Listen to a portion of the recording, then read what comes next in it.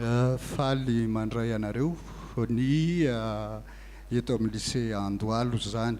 Ity ilay efitrano CDI hotokanana androany. Izy ity zany dia iarahana amin'ny orinasa Orange.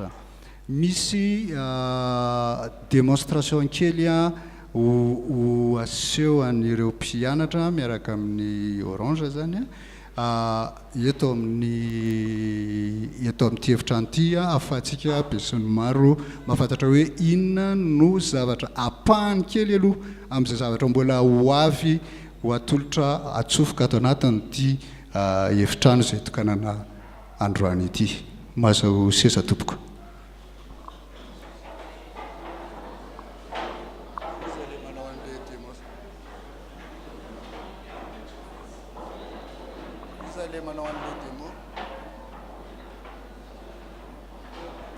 Mangataka n'ilay tompon'andraikitra anao an'ilay démonstration androso aty ampiseho amin'ireto vahiny manamboninahitra manakatsa zoky olona jaina ireto.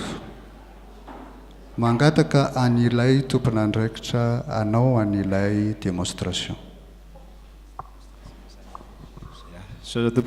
Ny hita moa zany ilay araka ny nazavaina teo dia efitrano natao amelarana ny kolotsaina sy ny fahalalana akapoben'ny mpianatra zany. Ato amin'ity salle ity raha hitsantsika ny tsofoka tery-tsika dia misy an'ilay hoe zone wifi. Ato zany misy an'ilay connexion wifi izay fiara-miasa amin'ny Orange. Dia ny ampiasain'ny mpianatra ato zany